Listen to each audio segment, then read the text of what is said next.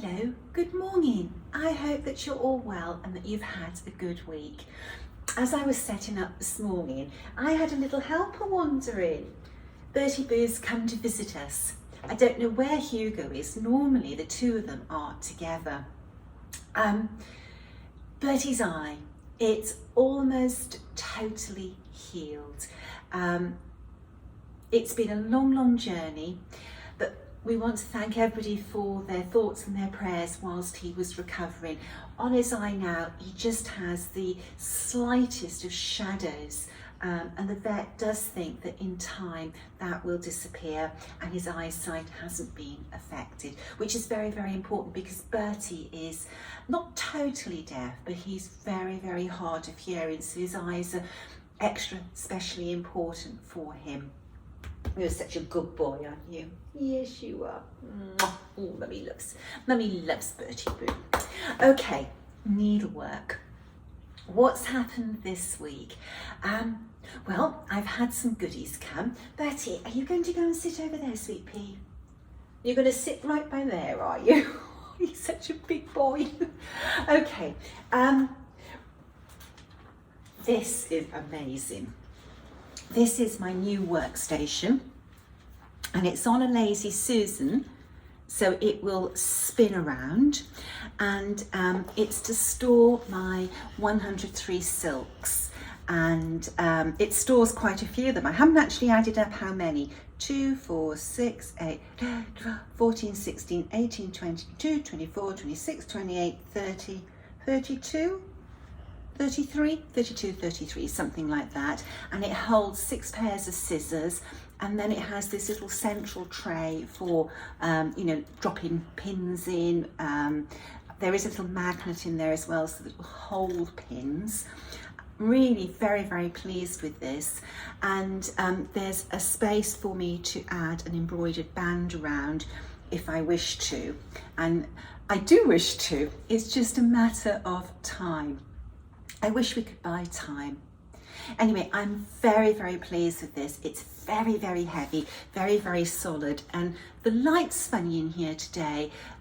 You might not be able to see the real colour of it, but there is so much warmth to this particular piece of wood. I'm absolutely thrilled. Bertie, you're in the way, sweet pea. Here we are. What else? I'm sorry about that. That was the car alarm people phoning to say that my car had been moved without the tracking device. Fortunately, it hadn't been stolen. It was Ray using my car for something. Panic over. What else has come this week? Well, this beautiful glasses case. This has come from the Fitzwilliam Museum. I love the Fitzwilliam Museum in Cambridge. It's a fabulous museum to visit, but if you can't get there, they have their collection online so that you can study the items in the collection, and in particular the samplers. That's well worth going on and just searching on samplers.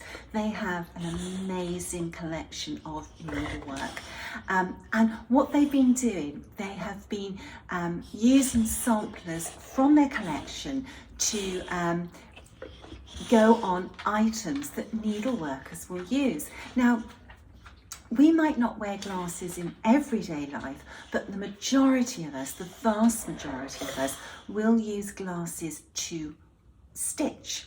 So a glasses case is a great idea to have a sampler printed on. So this is a hard shell case, and when you open it up, there is a microfiber cleaning cloth for your glasses inside. Really lovely sampler, and a lovely quality microfiber cloth and case. And you'll never guess what the price of this is. It is just 14 British pounds. I thought that was really good value for money for the cloth and the case as well. Go on to their site and have a look at their products. They ship internationally, so even if you don't live in the UK, you can access their products. Now they have some other sampler related items on their site at the moment. Why have I got these two dogs in with me? Go on, why don't you scoot? Okay, so the cards they've got at the moment are Sarah Stewart, Anne Gibbons, which is the one that's on the microfiber cloth and the glasses. They haven't got a name on that one, they just describe it as a linen sampler from 1653. And then the beautiful, beautiful Elizabeth Bates. That is one of my favourite samplers, it's gorgeous. So these cards, they come with a description on the back of the sampler, and they come with a good quality envelope as well, and they're priced at £3.20 each. So go along and have a look at those as well. If you haven't got this book, this is available on the Fitzwilliam Museum's shop's website. This book is an amazing resource for sampler lovers. It's one of my favourite books.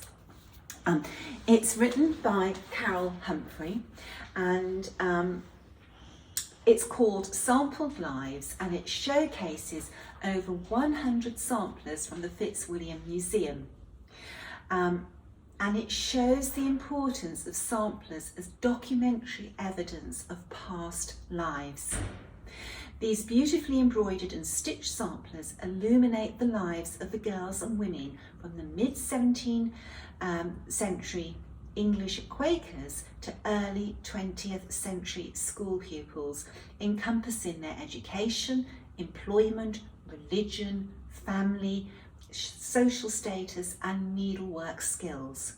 It also highlights the individuality of each sampler, which in some cases is the only surviving document to record the existence of ordinary young women. How true. How very, very true. The book is beautifully illustrated with some amazing samplers, and I really like the way that Carol gives you this insight into the girl that stitched it. I really do enjoy this book.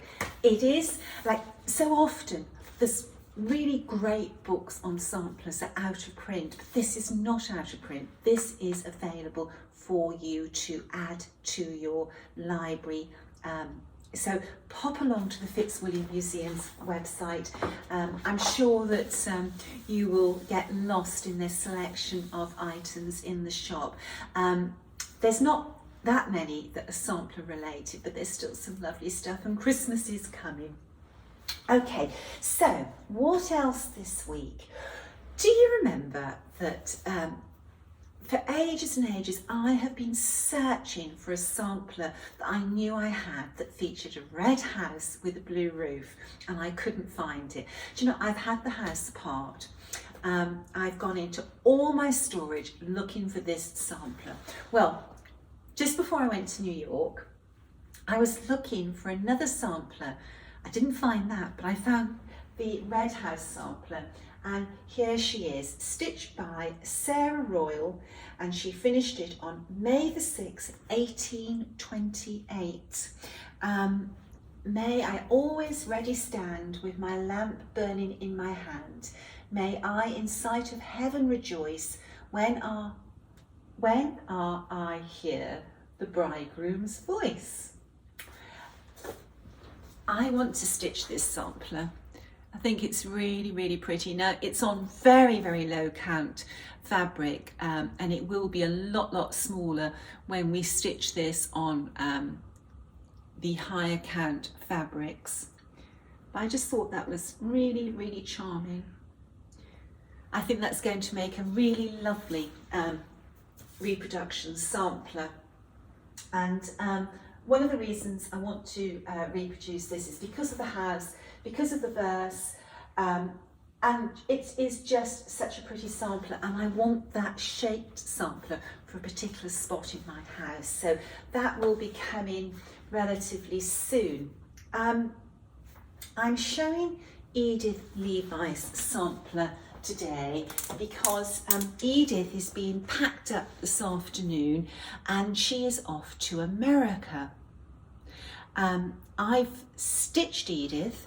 She's actually at the framers at the moment, and usually for me, I'm going to be using a mat board when I have Edith framed. I felt that I needed to put the two of Edith's samplers together as she did when she framed them. So I'm having to use a mat board, and I spent, oh gosh, it must have been over an hour just trying to find the right colour mat board to go with it. It was a real dilemma what to do. Now, curiously, on Edith's samplers, her first sampler is smaller than her second sampler, but I knew when I charted it that the first sampler was actually a higher, it was a bigger sampler than the bottom sampler. And basically what's happened, the second sampler she stitched on a much lower count of fabric, so it is bigger than the first one. I stitched them on the same count of fabric, so the second sampler is actually smaller. I stitched them on 56 count, which is my favourite count to work on, and the bottom sampler is actually 2.75 inches square. Anyway, I wanted to show you Edith's original sampler one more time before she goes off. I did tell you about when I bought her, there was somebody else bidding very sort of ferociously for this sampler. Well, I was contacted by a lady after I showed her the first time, who wasn't the person who was bidding for her at the time of the auction, but she was somebody who had seen her, wanted to bid, but had to go through the registration procedure to bid, and she couldn't do that in time for the auction. And she explained to me the reasons why she wanted the sampler, and she wanted the sampler for all the right reasons. She wanted to preserve this sampler for future generations, and she is going to donate this sampler either to her synagogue or a museum, or to the Pomegranate Guild.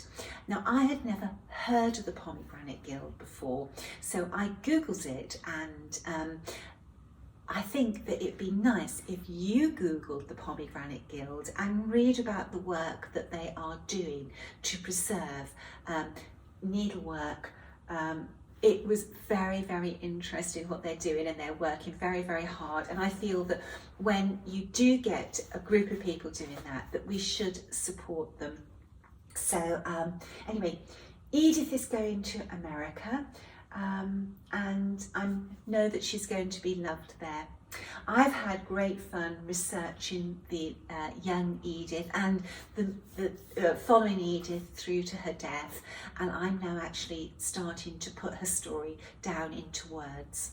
So I hope that she will be available for you to stitch before the year is out, hopefully. Okay, so what else has been happening? The Ediths Sampler Symposium in January. These are the two samplers that I will be presenting for the symposium. And I just wanted to remind you that registration opens on Halloween. And as people know, it's not very easy to get into events at the attic because they're always so sought after. So you need to get your email applying for registration written out and be ready to press that button at the right time that registration opens. And hopefully I will see you at the attic in January, where I'm going to present these two samplers. These girls were born 12 years apart, within a few miles of each other, yet they stitched two completely different samplers and they led two completely different lives. I've just been down these rabbit holes with these two samplers. Their booklets are all written. Anne is actually with our printers at the moment, waiting for first proof, and Sarah is with our proofreader, who is checking what I've written. Okay, so what else has happened this week? Well, because I've been busy writing, I haven't been able to stitch every night, but I have got 2 evenings stitching in on Catherine Wallace, and she's really coming together. I don't know why her colours never show in this light. Let's pop the light on. Is that better? No, her colours are so bright and beautiful, yet they just don't grab me in the light of this room. Anyway, I've got her border in. I made a mistake on her border, which I found was here, but I decided that I wasn't going to unpick, so I've just fudged 1 stitch on the border, but obviously the graph in the booklet is absolutely correct. I wasn't going to unpick all the stitching. So I'm starting to fill in these rows. As I worked up, I put a few letters in to give me my correct spacing to put my dividing rows across. Then I finished my border, and I had to, the border on this one is a little bit tricky because it's not consistent. She chops and changes her layout and her spacing quite a bit with her border. So I wanted to have these dividing rows to keep in check, which I did, and then I went wrong working across. There we are. What I should have done was I should have stitched this row across all the way, and then I would have had reference points to work from. There we are. You could tell I wasn't concentrating when I was stitching it. I've been watching the latest season of The Handmaiden's Tale. Very good. So there's Catherine. I don't know if I'm going to finish her this week. We're off with the dogs on a walking holiday. I don't think I'm going to take any stitching with me because having the 2 dogs and staying in a hotel, I just might not sort of be where I want to be to stitch and concentrate. We shall see. Oh, Florence Mary Dickinson. On Friday, I shipped the 3rd mass batch of booklets out to needleworkers who live outside of America.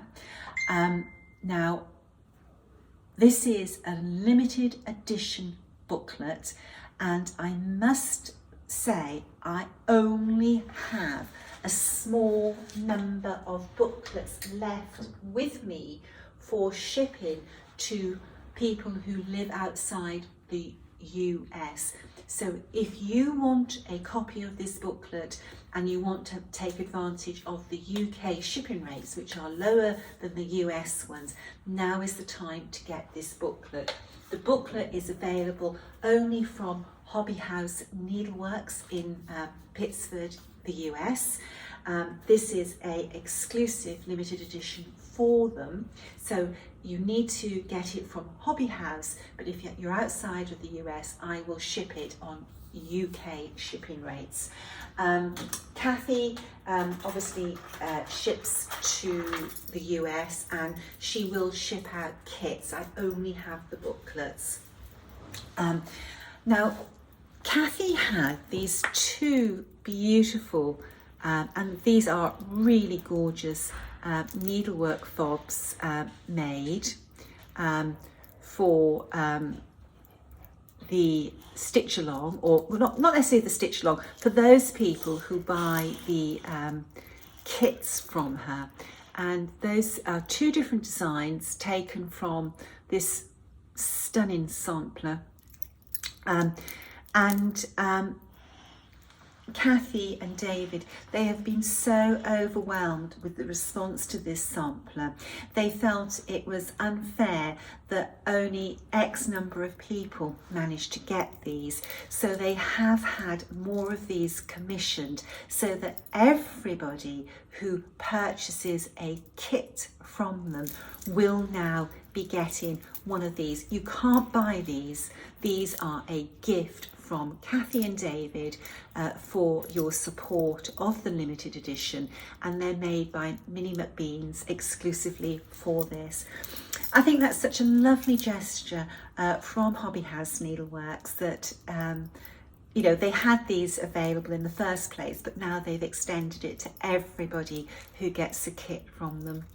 I love my Minnie McBeans projects, but then I love Minnie McBeans. Sue is one of my dearest of friends, and she feels the same way as I do about needlework, and also she has a lot of pride in her work, and these are just so beautifully made. The quality is really good.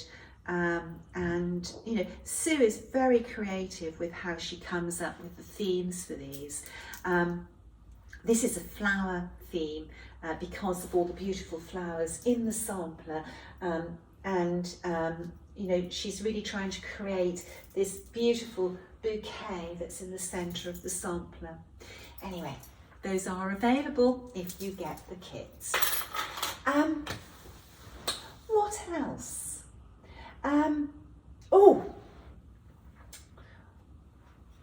A few days ago, Isabella posted her finish of Margaret Doyle. Now, Isabella is an amazing needleworker, and she is so prolific. I always feel so honoured when she stitches one of our samplers. We love seeing our samplers being stitched, and you know, I love waking up in the morning and there's email in my inbox where somebody's sharing with me their progress or their finish of one of the hat samplers. And I love looking on Instagram and Facebook and following people's progress. It means so much, not only to me, but to Sandra and Lisa as well. So keep on sharing those progress and finished photographs of your hat samplers. Okay, now I'm going to end this video, but I'm actually going to record a second video today, and that's to do with the stitch along for Margaret Doyle's sampler. I had an email with a list of questions about Margaret for the stitch along, and I thought rather than write a very lengthy reply, that I would actually verbally answer the questions on a video. So later this week you will see this video go onto my Flosstube station. So if you're interested in finding out more about Margaret Doyle and the answers and the questions and answers that I've received, it'll be a bonus midweek Flosstube. Okay, next Sunday, Sue and I are at the private viewing of the new exhibition, Whitney Antiques. We will certainly check in with you next weekend. It might be photographs or it might be a video. We shall have to see how the weekend pans out. But until the next time, stay safe, stay well, bye-bye.